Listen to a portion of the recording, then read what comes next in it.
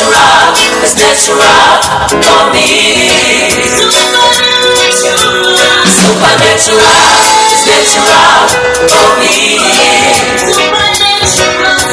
Supernatural is natural for me.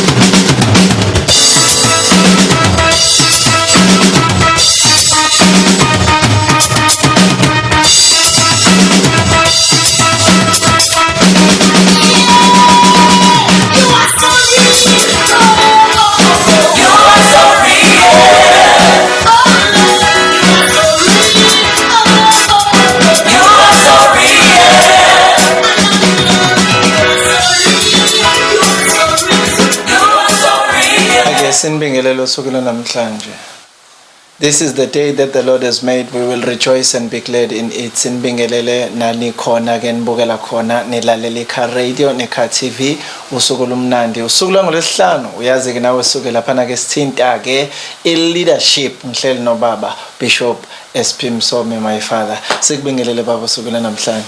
Ngiyabingelela nami ngithi yebo in Jesus name. Siyabonga kakhulu. Asithu ubuyibambe wena ubuqondene necamera. Wow. Bengishumayela last week. Ngikhohle ukubiza altar call. Siyabonga kakhulu baba nge-leadership and ngicabanga ukuthi i-leadership it's something that we need in South Africa noma in Africa at large. Sibonga ukuthi uNkulunkulu akunikeze lo mthwalo le. Of which we believe ukuthi ke South Africa izokwamukela neAfrica yonke lokho. Yeah, I believe so. I believe ukuthi bazokwemukela for this reason yokuthi uthe uNkulunkulu angikwenze. And I believe like uJoshua beno Caleb. Yes. Ukuthi uNkulunkulu eshilo sizokwenza. Yes. I think that's the easiest thing engakunikeza amandla. Yes, okwesibili into eyenza ukuthi ngithi iyadingeka futhi iAfrica izoyemukela is the pain that has been inflicted upon the peoples of Africa. Yes, ngenxa yokungabi khona kwe leadership.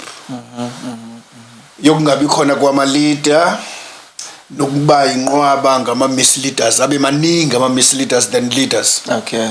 Another pain is that our leaders are mostly afraid to speak against misleaders because some misleaders are violent. Are violent. So if you are a true leader, rarely will you be a violent leader.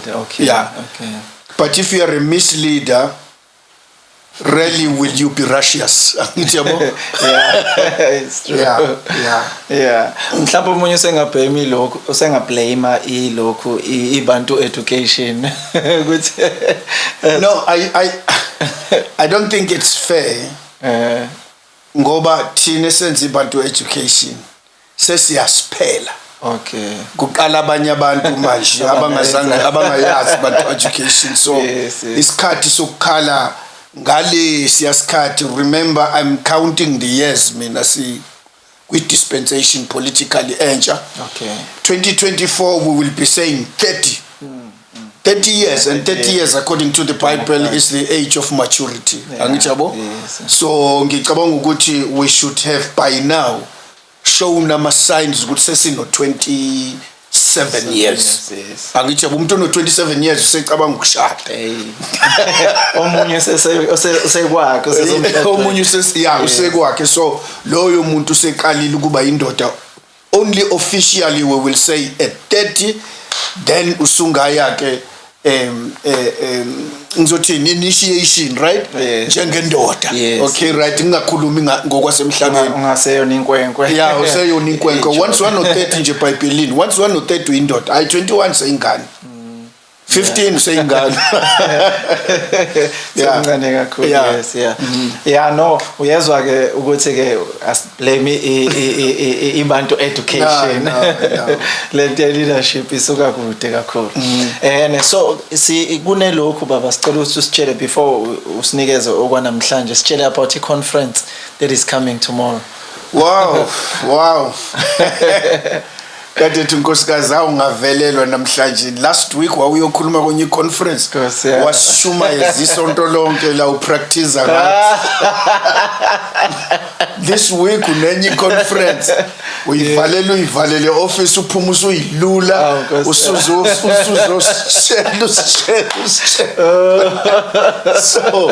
so excitement inkulu because last week it was going to be the first time, although mina bengiplan ukuthi ile le yakusasa engizobe ngiqala ngithi the leadership ngikhiphe lo bani ngamenywa eMandeni. Yes, so I went there. I decided, oh my God, this is the chance that the Lord has made.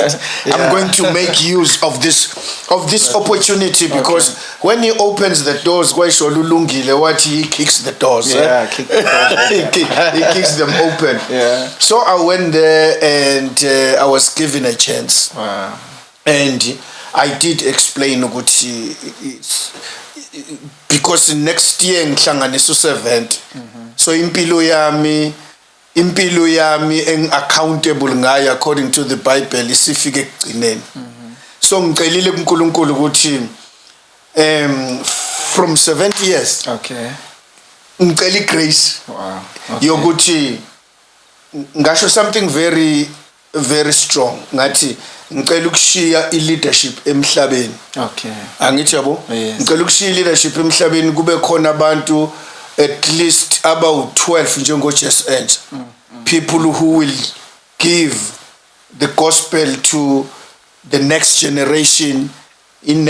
So when I teach, I will teach up to the 4th generation because I won't count myself ngizoqala kongaphambili ngithi. So lo ngimfundisela ukuthi akwazi ukufundisa loya akwazi futhi ukummotivate ukuthi akayidlulise. There is no need ukufundisela ukuthi iphelele kuwena lento. So sasa ke that's going to be the second one. So excitement ithe ukwehla ifani neya last week. Yes, I must also admit ukuthi uNkulunkulu ungenzele into enhle ngoba I get phone calls. Neyicelo ezithi silifuna leli yakhehla. Siyacela leli yakhehla, so ngiyawubona umusa phezukwa. Right, tomorrow sisehole kwasi. Siqala ngo 10 o'clock. Again because it's the first one la eThekwini leyana ngiqala eMandeni.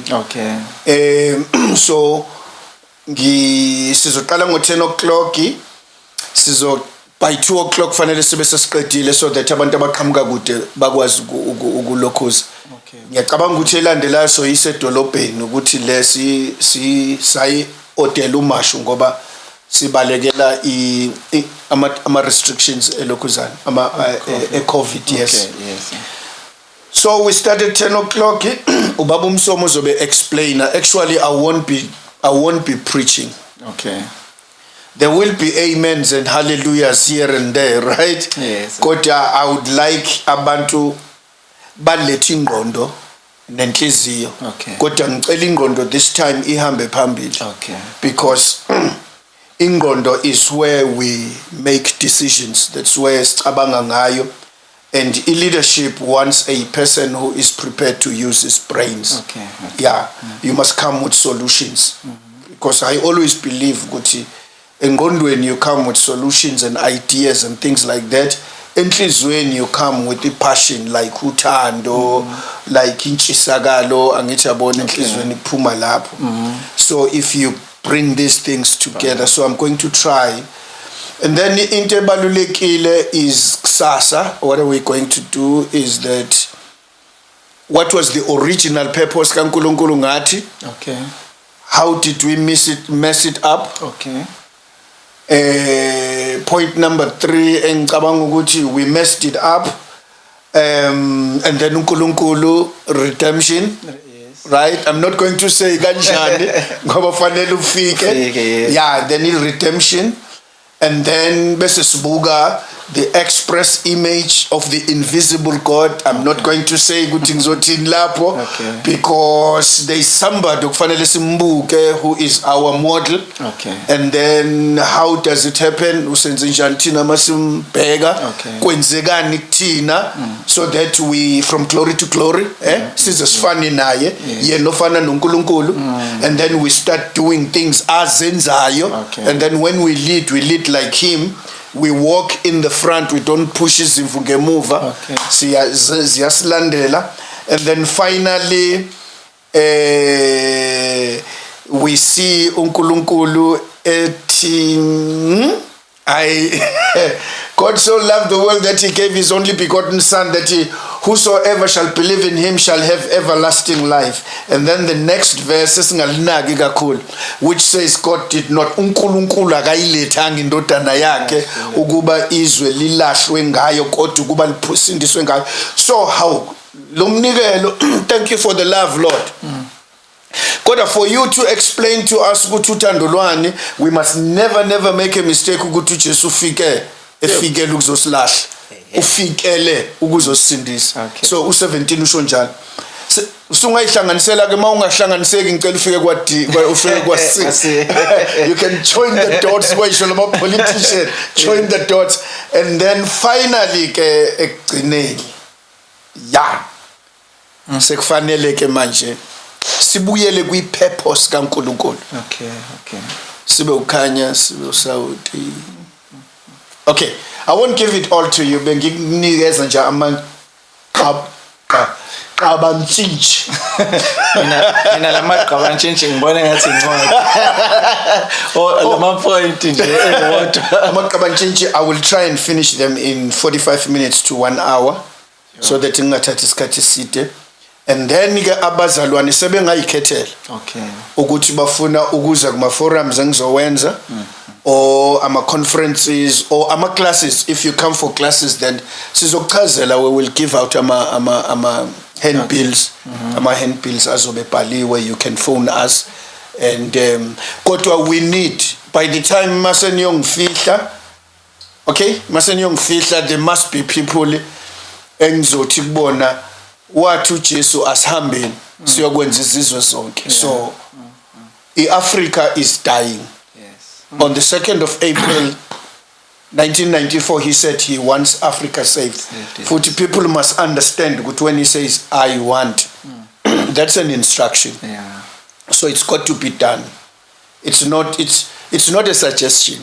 It's not a suggestion. He says I want Africa saved. So I live and I will die for Africa. Wow. Yeah, kodwa on the principles kaJesu. Okay. Yeah, on the principles kaJesu. So ngamanye amazwi umuntu akangalokho procrastinator, tomorrow is the day. Umuke washweba nje ekuqaleni.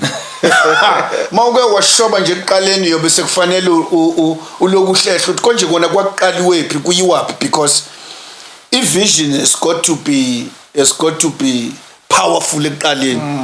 So that kuzoba khona. Yabona namhlanje ngiyafisa ukuthi ngikhulume ngezinto eyivikela umholi kwi leadership. Okay. Akwazi futhi naye sevikelekile avikela abantu. Okay. Ahamba nabo. Okay. Lo ngisebenzisa igama elithi umholi ngingasho ukuthi umfundisi ngoba thina esontweni sazi ukuthi we live in another world. Ngaphandle komhlaba. Okay. You see, uJesu lived in another world. So he decided to live the other world, which is spirit, yes, right? Yes. And he came to us. Okay. Waqoka isimo senceko. Okay. Ukuba kwazi ukusiza thina. Now, mayisethandaza he makes sure ukuthi uyamtshela ubaba. Okay. Noma bangakuncenga kanjani baba, ungabasusi kulelizwe. Hey. Nomsebenzi onakela umhlaba. Noma bangathandaza noma bangazila 40 days baba, noma bashawu wathi uJesu ungabakhiphi. Ngicela ubagcine kulo lelizwe banikeze izwe ngoba they are the light of the world. Uma ubakhipha, uma bavumela bephuma kuzosala ubumnyama. And I noticed something namhlanje ethi we are uthi siwusawoti womhlaba, siwukukhanya kwezwe. So there is a difference between umhlaba nezwe. Amen. Okay, so ngizokuchazela ukuthi why kube ilight esiza izwe. Okay. Why kube usawoti osiza umhlaba. Okay. Okay, because those are two different things, but this one I'm not going to talk about it now. It's for tomorrow. Oh. it's for tomorrow. Please. Isuzo is alive. Indeed. Isuzo is alive. Yes. Yeah. So besikufakile futhi naku live SP Msomi, right? Yes, SP page SP Msomi. No, your account yam. Okay. Yeah, your account yam. Page not many people abakulona kodwa abangilandela ubaningi. Okay. Baningi abangilandela. So if it's possible futhi so uma elfuna ngizoyifaka ngiyifaka ilink ku WhatsApp. WhatsApp, yes. Abayifunayo bangangithumelela ngiba ngizobanikeza ukuthi link WhatsApp na kwi storyline sakho ku Facebook then yes, everywhere bazongithola. So sizocela naleya namhlanje ngizofika ngiba share abangani bami. Yes. Yabo njengoba wangilike ku Facebook namhlanje mangifika ekhaya nje ngiyashare hambo othenga idatha ungabulo ukuthi akunayo imali yokuthenga idatha uzoluza into eziningi uzolahlekela. So ngamanye amazwi umuntu maka attend this seminar, it's a leadership seminar. Yes. Impilo yakhe will be transformed. Ingakho nje uthi akaphatha ingqondo yakhe akeze yena uqobo lwakhe eze sober. Sober, yes. Hey. Sober, yeah. Paul, you must be sober minded. Yes. Yeah, that is why no Peter but badakiwe labantu adaya badakiwe ba sober. Akekho umuntu odakwa ngo9 o'clock ekuseni. Nah, it's too early. Yeah. So ngamanye amazwi ke I believe nami ukuthi ngempela iAfrica needs this leadership training and ukuvula ingqondo nokuqaqa ingqondo. Yabona izinto soyibalile namhlanje. Ngicabanga ukuthi ke ngiyazi ukuthi abantu bafuna intshumayelo eziningi or else neyodwa abantu bengakwazi ukuyisebenzisa. Inyoni ifike ezayithatha nje. That's why impilo zethu transformeke zifinyelele la kufanele ukuthi ifinyelele khona, because we like a lot of entertainment and also thola ukuthi uma storyline kunabashumayela abaningi and I understand no yedwa labashumayela abakhuluma kuwena. Yeah, no kunyo kumnandi. When you preach you touch inhliziyo. Okay. When uthatha inhliziyo ingenalo izwi elihlaba lihlukanisa. Okay. Angithi yabo? Ngoba leyana ihlaba ihlukanisa izindlo zenhliziyo hayi zenqondo. Zenhliziyo angithi yabo? Enhlizweni kunezizindlo. Okay. engqondweni kunamacebo. Okay. You see, those are ideas. Kodwa la enhlizweni, that's where ngidecide khona ukuthi hey ngiyamthanda usibanibani noma ngiyayithanda lento, and then you get that pushing power ethi yenze lento noma baleka kuyona. Okay. Now masishumayela we open up ama emotions mixed with the spirit. Okay. And then we forget to bring it up here. It only works down here. Okay. Now if it works down here, ungakustorish la ekhanda, angithi yabo, uphume esontweni uthi bekumnandi, ume estopini bekumnandi, ungene eTexini bekumnandi, uphume eTexini bekumnandi. Unele ungafika ekhaya sekuphelile. Angithi yabo, mawubuza kuthiwa beyinjani inkonzo bemakhulu usawazi. So you see, when a person preaches, he preaches to your heart. When you must be able to take it and store it somewhere here. Angithi yabo, uthi Davide ngiyolonda izwi lakho enhlizweni yami, because these two zisebenza ndawonye. Uyahlaba la, angithi yabo, ngidabuke ngendlela bengiphila ngayo. That's an emotion, that's a spiritual emotion. And then I cry ngicela ukuthi uNkulunkulu akangisise, and then this thing must come here. Ukuze ngingaphinde ngiyenze. Ngoba this is the place egadwe ngensimbi ekhanda, angithi yabo, ingabi sacoshwa zinyoni ekhanda lami, angithi yabo. And then uma ila ngizoyibeka la mina njengoDavid, ngithi ngizolonda. Uzokhumbula ukuthi uDavid speaks most of the time enhlizweni, kodwa uSolomon ukhuluma kakhulukazi engqondweni, angithi yabo. So lezi zinto ziyasebenzisana. So into eyenza abazalwane bezwe kodwa bangayi apply is because by the time kufanele apply ayisekho. So that is why ngithi ngizofundisa. There may be a few hallelujahs because I don't have the right to stop the hallelujahs, right? I don't have the right to stop the hallelujahs. Kodwa inhloso yami will be, bafowethu, how do we change the township? How do we influence abantu? We are the salt of the world, eh? No, we are salt of the earth.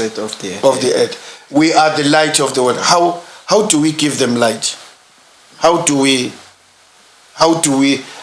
sense the earth ibe palatable kuNkulunkulu, idleke kuNkulunkulu? How do we stop the rot as salt?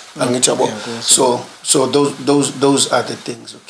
So what do you say kumuntu, especially abazalwane bafuna ukuvutha bethi uyavutha bethi emasokhuluma engqondweni ngathi usuwile kancane usuphumile kumoya? So to emphasize, because most of abantu ngathi abazalwane bathanda into ezibavuthisayo nezibanyakazisayo nokushawa kwezono, whereas ukucija ingqondo ngoba kuthiwa siguqula isimo sengqondo, and that's where that's a part la esingakwazi ukuthi kufinyeleleke khona ukuthi kuguqula ingqondo and must understand mhlambe kuba lawo ma doctrine esifuna ukushaya ngawo abantu, but something that will make us produce okwekhulu nokwamashumi ayisithupha nokwamashumi amathathu ukuze kubonakala emhlabeni. How do we do that? We preach, we teach. Okay? Mark, as an evangelist, said, preach.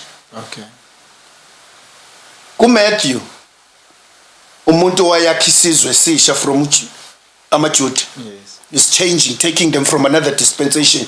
He says, nibafundise konke nginifundise kwakhe. So you teach. When you build a nation, you teach. Mawubalanda ezonweni, you preach to them. So umuntu ongafuna ukusebenzisa ingqondo ufuna ukuhlala lapha ya onqenqemeni lokuthi iGibhithe seseduze. That is why uIsrael ahlukaniswa ngolwandle neGibhithe, akahlukaniswanga ngomfula. Angithi yabo, wahlukaniswa ukuze iGibhithe lihlale likude. So umuntu ethi masiye ngqondweni siyawa kumoya. Lo muntu uye lo thanda ukuthi sithi sesiyekile ukudla izona. ziqhubeke ishawe esontweni. Okay. Ngoba yena uzovuma amen aze ame ngeinyawo ngoba kushawa into angasayenzi. Ngesikhathi kuthiwa abenza ukuthi abaye ezulwini uyagxuma yena ngoba akakwenzi agxuma aye phezulu kodwa he forgets one thing ukuthi as long as singasho lutho engqondweni yakhe uyolokhu ongqengqemeni lweGibhithe nelokhuzana ngoba angikwazi ukumphusha ngimuse uthi uJesu mina ngiyisango ongena ngami uyasindiswa angene aphume angene edlelweni mase sikufaka edlelweni we need your brains. Okay. Now leli verse olikhethile wena liphila kahle ngoba lithi iguqulwe isimo sengqondo yenu bese lithi ukuze nikwazi ukuhlolisisa. Most of the time we don't hlolisisa ngenhliziyo, we embrace ngenhliziyo or we repel ngenhliziyo. Kodwa ingqondo sits down ihlolisise, is this right? You see, I listened to a preacher preaching the truth. Okay. You understand? He was preaching the truth with the wrong spirit. Okay. And then if I had the time, I was going to tell him, I-approach yakho is wrong. You are telling the truth, but iBhayibheli lishilo ukuthi iqiniso likhulunywa kanjani. Ungalikhulumisa kwengane iqiniso. Angithi yabo. So he messed up inhliziyo zabantu abaningi. Lucky ke uNkulunkulu unomusa. All right, unomusa wabaphilisa ke labo bantu. Okay, indlela yakhe uNkulunkulu. Okay. So asiwile masiye engqondweni ngoba that verse, you know, lithi ukuze nihlolisise. You analyze into, uyayihlola ukuthi iyona yini. Asikhulume kanjeni. uPaul ufike eAthens wafica kukhona oThixo abaningi. He appealed to their minds because they were intellectuals. Babezifundiswa. He appealed. Bathe masebebuza abanye bathi, but what does this babbler? What was he saying? Ubebhedethini ngoba bebemlalele ngenqondo. Yes, kodwa abanye bamuzwa. Abahlala phansi, abazalwane baseBriya bamlalela uPaul wakhuluma lithi iBhayibheli base besuka abalalelanga ngenhliziyo base besuka beye emakhaya beyohlola. You can do that ngengqondo. Yes. Angithi yabo beyohlola ukuthi lezi izinto ayishoyo zinjalo yini. So please ngicela manize esontweni nize nenhliziyo nengqondo. Mawuye emhlanganweni uze nenhliziyo uze nengqondo. When somebody brings a new vision uze nenhliziyo khona izobonakala. Uze nengqondo khona izoyianalyze. Angithi yabo masise esikoleni uthisha ekhuluma bring your heart ezothanda isifundo ize nengqondo ezobamba izinto eyisho uthisha. For me to analyze ukuthi isikhathi lesi se leadership, it's not only in the heart, it's also in the mind and listening to abantu abakhulumayo. I'm listening to people who all of them sizonenzela ukuthi akekho lethu ubufakazi bayifika abalethu ubufakazi. Angithi yabo. And you can't judge into athi umuntu usazoyenza. Angithi yabo. So you need to sit and think. Kodwa ke asidluleke baba. Vese nesikhathi esikusona isikhathi se-information technology, we need more information to be transformed. That's otherwise isizophathwa ama-computer ngoba yacabanga ama-computer. Futhi ayacabanga khona lento ekuthiwa i-algorithm analyzer na Facebook ukuthi ulakheni izokulethela lezo zinto iflat ngazo lezo zinto lezo. So mangabe uke walalela usanibani kanye njalo usezopha njalo la kuwena nabanye abakhulumisa kwakhe yakunikeza yakubona ukuthi uthandana ekuflat ngalezo zinto. So vesa ke nebandla lokuqala laqinisele ifundisweni zabapostoli aqiniselanga nje just emtshumayelweni zawo kodwa nje ifundisweni ababeyifundisa. Isifundiso yes siya ekhanda. Okay right ngiyabonga. Okay asike sizwe namhlanje siphatheleni la. Masekhona isikhathi siningi sethe half sekusele umunye half.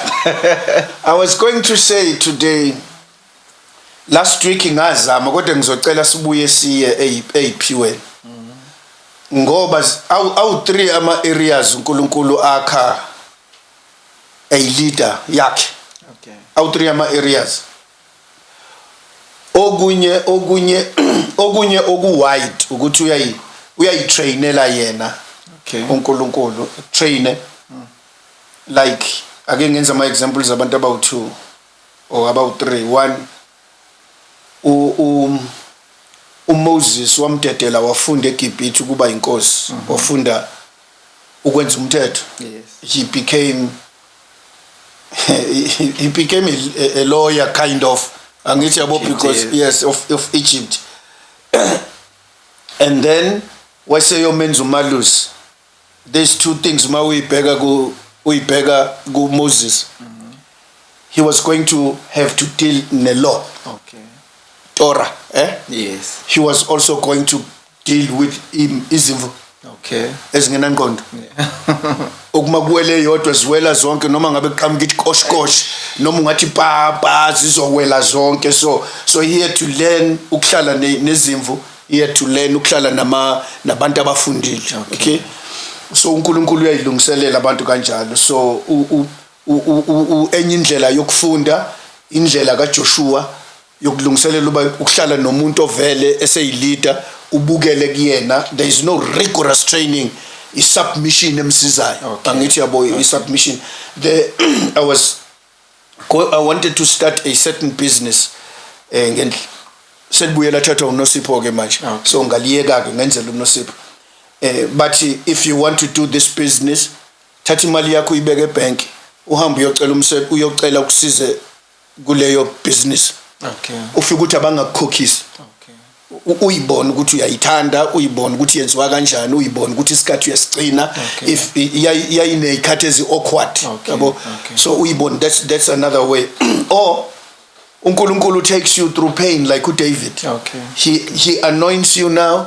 Uhamba uqina ukhuluma ngezilimi kubo bonke abantu uthi ngigcotshiwe mina ngigcotshiwe akuthatha uNkulunkulu axabanise nabantu kufanele ngabe ufunda kubona ubaleke for more than 18 years nogcobe ekhanda akubona uNkulunkulu la uhamba khona ukuthi if you get a chance to kill your senior do you do that? Sure. Angithi yabo? Yeah. So uDavid wafunda uthe mayefu umuntu obemjaha what how the mighty has fallen. Angithi yabo? Yeah. Kuyena this man was a way yokufunda ukuthi when I am a leader how do I want to be treated. Okay. So uDavid wawina ngayo yonke so ilezo zinto ke ezintathu labo bantu abawu3 ebengifisa ukuthi kube khona ukubona ukuthi uNkulunkulu uyaba-treat kodwa for us to be leaders uNkulunkulu gives us these 3 things. Okay. Uyakugixabeza ngazo. Okay.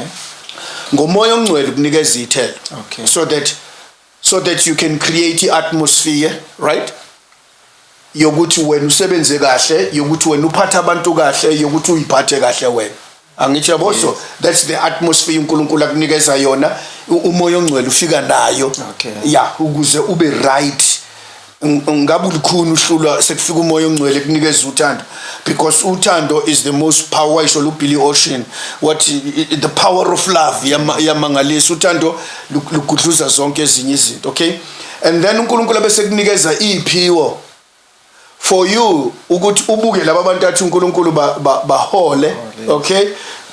Angilongiphinda lento please don't look in terms of isonto kuphela. Okay. Because you lead children esikoleni. You lead amanesi esibhedlela.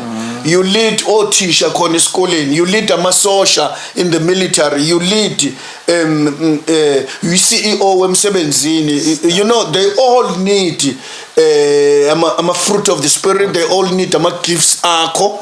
They all need ukuthi ube nezikhali zokubavikela nokuzivikela wena ukuthi bangadlule ikhathini ezinzima. So uNkulunkulu gives you these things.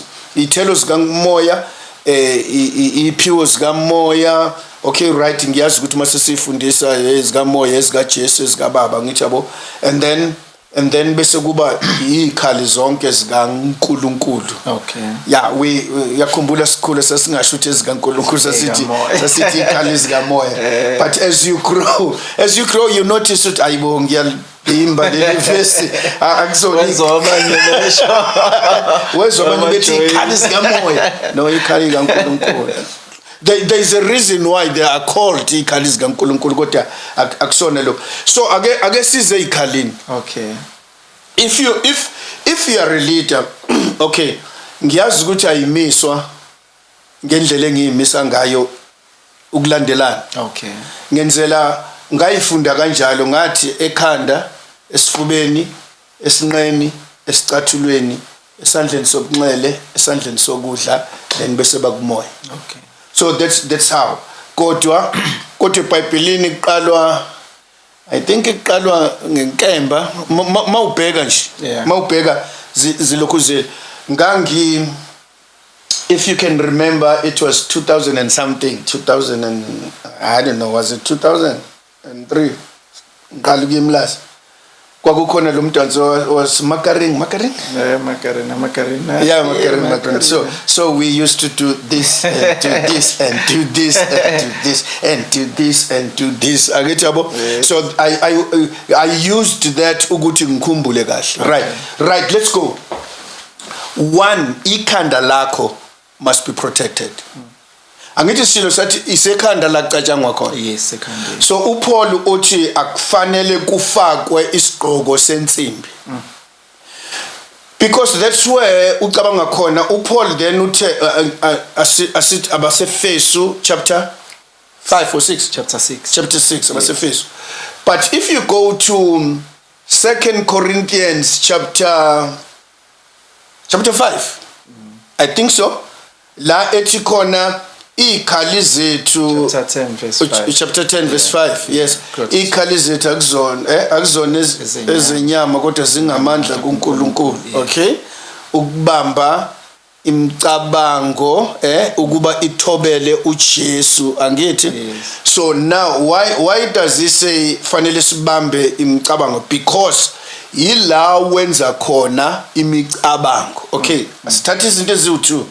Inyama yakho can suggest to your mind, and then you start making decisions ngenyama yakho. Okay, right? I do understand ukuthi masithi inyama abantu bacabanga this, but kulikhona ukuyichaza lento. Inyama is a spirit. Angithi yabo inyama is a spirit which le yakhe inyama ayikhuluma. But when Paul says it's a nyama, it's a spirit sika Satan esihambisana neindingo zakho zenyama. Angithi yabo. So it's a spirit siyakwazi ukukhuluma engqondweni ukuthi mase kunje yenze nje. Mase kunje yenze nje. It keeps on fitting ingqondo yakho kuyifite. Uma ungayikhavile ingqondo. Angithi yabo uma ungayikhavile ingqondo kungena leyo mcabango. Now remember uNkulunkulu when he speaks, when you preach to my heart.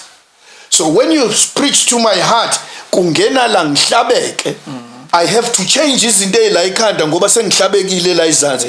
So I passion yami will push into eshiwo uNkulunkulu. Remember ihelmet ivale ngaphezulu. Angithi yabo. Now uNkulunkulu will push this thing right there. Isizongena la iclean la phakathi lento ayikhulumela uNkulunkulu ngezo ngoba izwi liphilile linamandla lihlaba lehlukanise lifike lijaje la likhiphe zonke izinto ezingasile. So now for you to be a leader you've got to have this process engqondweni yakho. I process yakho ezolokhu isebenza ngitha ayihlukani lezi zinto zombili. So the process le iyacleana then bese letha izwi likaNkulunkulu eliphilileyo lixosha izinto ezingasile. Okay, okudala kwenze njani kuyadlula okusha bese kuthi wabheka sekuvele okunjani. So izwi likaNkulunkulu will give you the new things okuyizona okufanele uqaleke manje uthokoze ngazo. Angithi yabo ujabule ngazo uhlabelele ngazo udanse ngazo uthi mawuhlangana nabantu bakwazi ukuthi ingqondo yakhe iphusile, ingqondo yakhe clean, ingqondo yakho ngeke icabange ithi mayihamba nabazalwane icabanga ukuba robber, icabanga ukuba phatha kabi, icabanga because you've gotten rid of lezi zinto ezisekhanda ezilethwa inyama. Angithi yabo? That is why you have didn't I ever make example kaKaka? uKaka a player yase Brazil. uKaka made a mistake. Sengifunde izinto eziwu2 ngoKaka. Eyokuqala ngezwa umuntu o commentator. uKaka must have fouled another player. Or another player fouled him. Wayise ephenduke gijime yakuyena something sithi yenzeke kudala ngeWorld Cup abayiwinayo. Yathi commentator, it's the first time ngilokhu ngaqala ukucommentator ebholweni ngibona uKaka ethukuthele. So if abantu abacommentator ngebhola becomment ukuthi siyaqala umuntu edlala kwi-level ye-World Cup, then it means lo muntu ingqondo yakhe noma ngabe kungafika emotion engakanani ubekwazi ukuyibamba.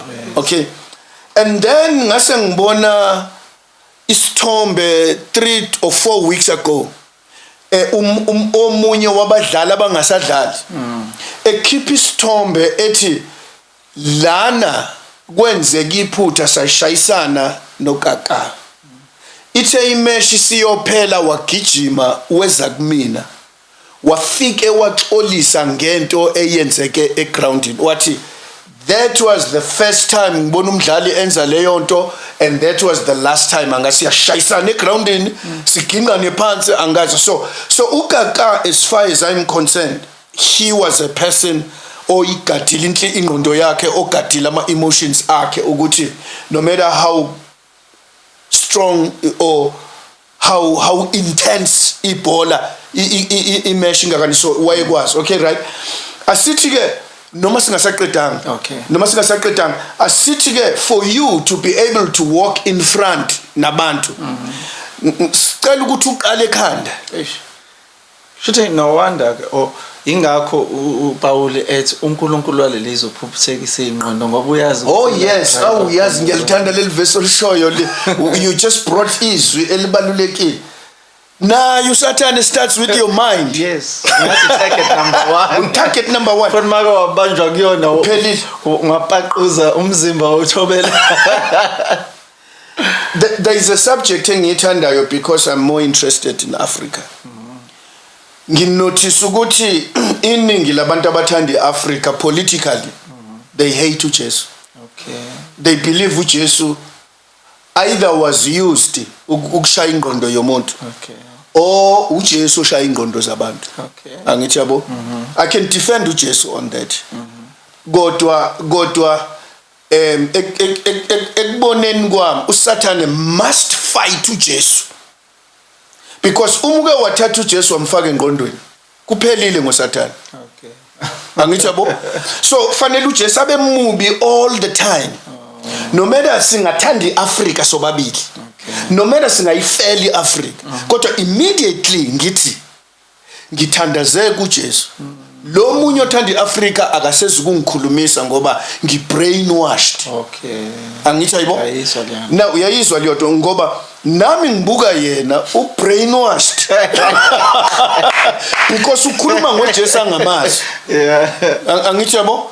So he's been told about uJesu. So uJesu uyitshe lokuqhuzuka. Elanqatshwa abakhi. So ngabe siyayakhi iAfrica ngaleli litshe liuKristu uJesu kodwa manje uSathane uyalwa akalikhiphe engqondweni so that we think like him. uSathane thought like, okay, angimise kanje uLucifer thought like uSathane engakafiki because esahlezi kahle noNkulunkulu. Angithi yabo? Esemuhle phambi kaNkulunkulu he thought like uSathane. And then immediately enze njengoSathane. Wathi ngiyohlala phezulu in the circle of the Most High. Ngiyohlala kanye noNkulunkulu ngihlala endaweni kaJesu. That's the time aphenduka waba uSatan, waba udiabol, waba i-adversary. Angithi yabo?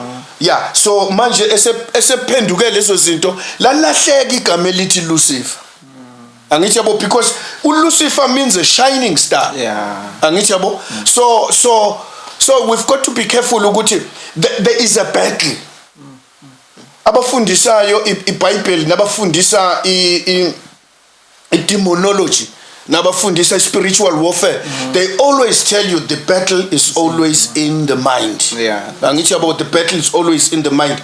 So kubalulekile ukuthi number one, if you are going to be a leader according to biblical concepts, you've got to make sure ukuthi usebenzisa ikhali lezi esinikezwe zona uNkulunkulu, and make sure ukuthi uyayisebenzisa. Okay. Ungayibeki nje eceleni. Yeah, you cannot take another person's armor also. Maybe David will tell you. Angaze ngizame lezi zakho. Ngicela ukusebenzisa lezi engitrainwe ngazo. So ngiyambonga uNkulunkulu, ngiyafisa ukuthi bonke abantu bethu asikhiphe esontweni, because everybody is thinking about isonto. I love isonto bazalwane. Isonto Assemblies in Christ, and I'm the bishop, I'm the founder. Okay? Right, but I don't like the idea of taking people ngaphandle ngibafaka endlini. Okay. Ngibafite babe fit. Mabephuma babe useless emhlabeni. Okay. Angithi yabo? I-idea yami is to make abantu ngithatha ingane yesikole ishintshe iclass lakhe. Ngithatha uthisha ashintshe iclass lakhe. Ngithatha uprincipal ashintshe isikole. Ngithatha i-medical superintendent ashintshe isibhedlela. Ngithatha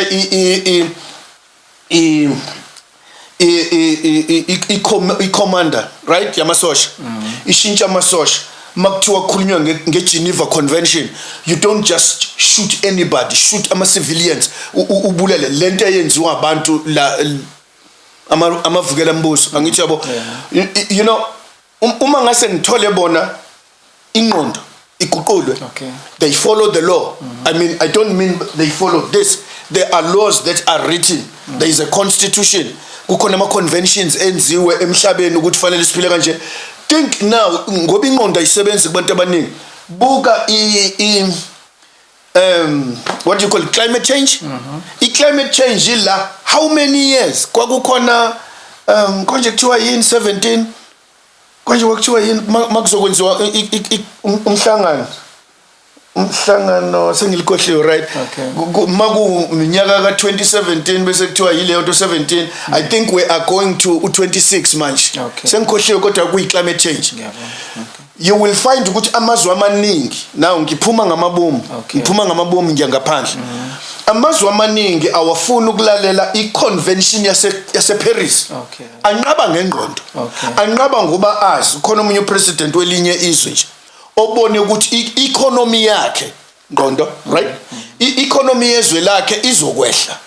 Uzobanjwa yileli lise East okuthiwa iChina. Ngithi yabo, if yena ezovuma ukuba ama-gas emissions lawa abulala i-ozone, angithi yabo, ma ezolalela leyo nto, then i-economy yakhe izoshona ezansi. Angithi yabo.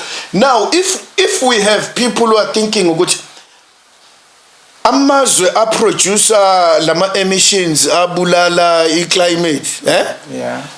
ishaya thina eAfrica. This is where we have ama-droughts. Abantu base-Africa balamba.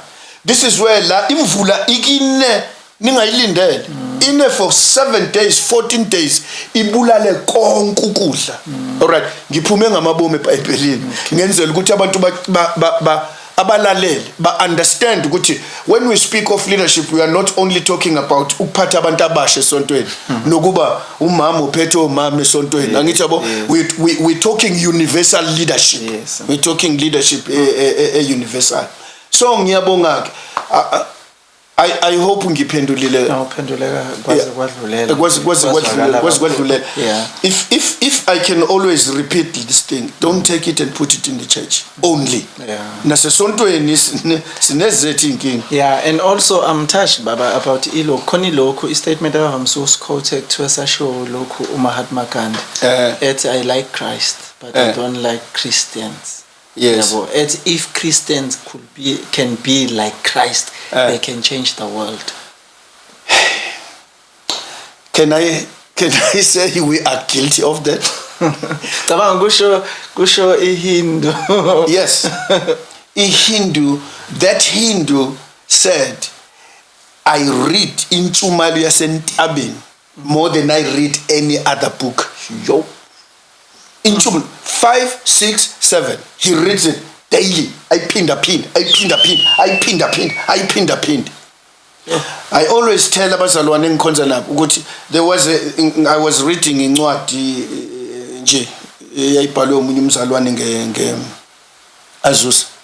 There's a part la kukhuluma khona bequote khona iCommunis. Okay. Lithi iCommunis if abazalwane they believed uJesu njengendlela abamchaza ngayo ngabe kade bawushintsha umhlaba.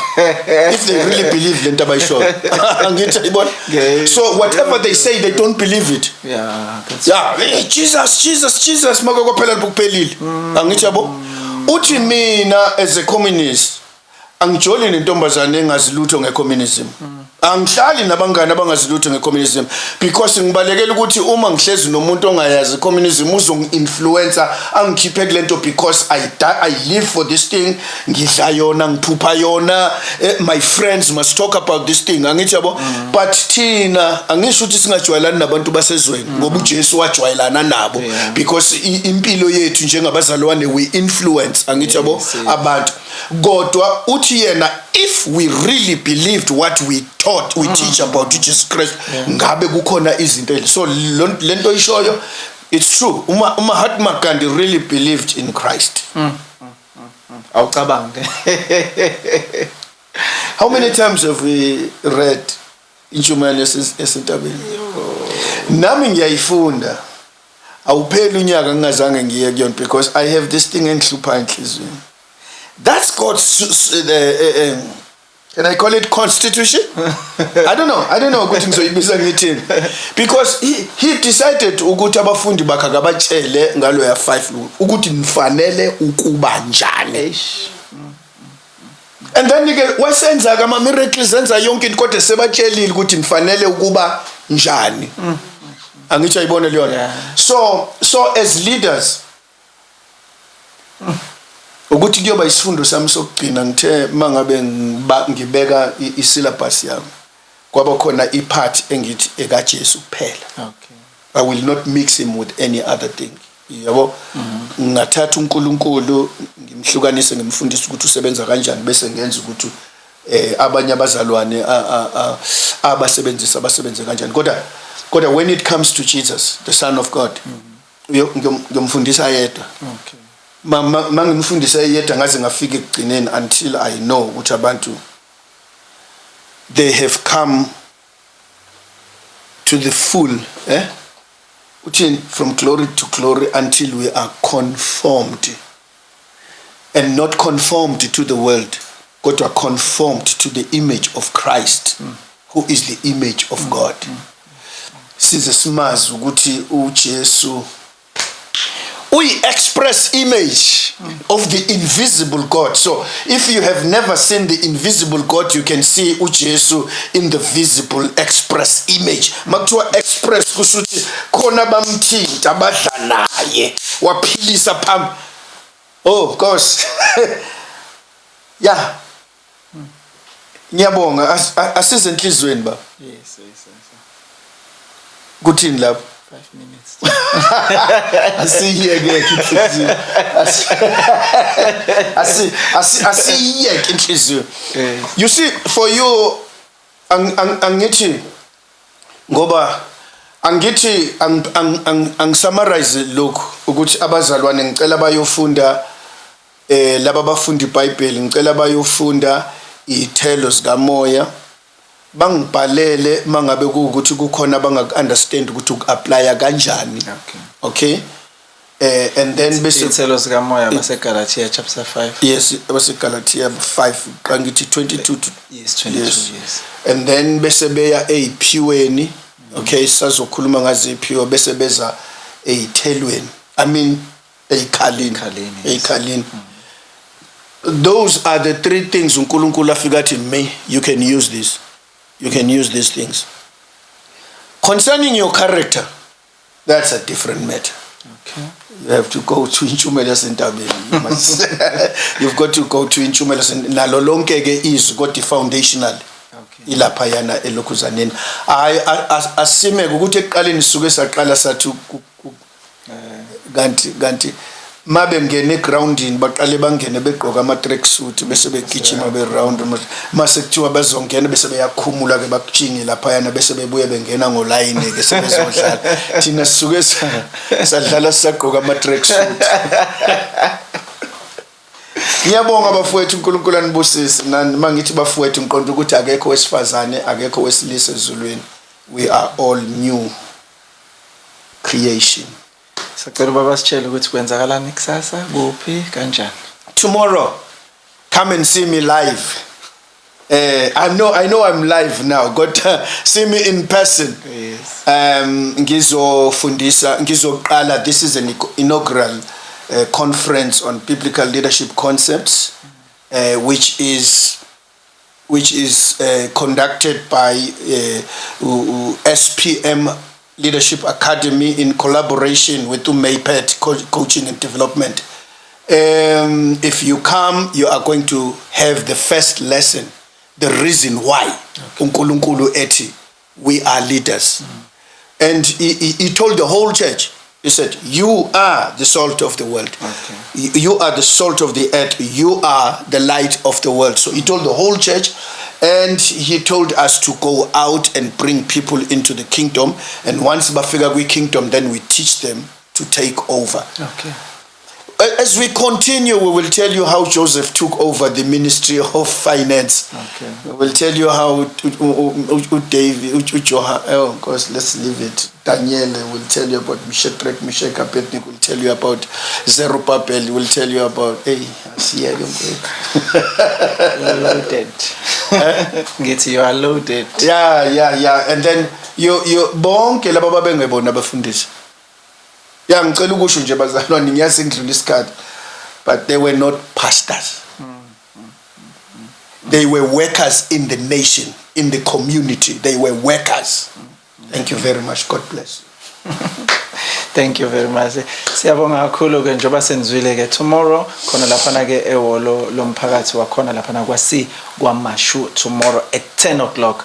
Sibonane khona. May the Lord bless you. I hope you were blessed today. Mina I was blessed, empowered and strengthened. I'm moving forward. May God bless you. See you next time. Next Friday we say deep calls unto deep. Shalom. Bye-bye.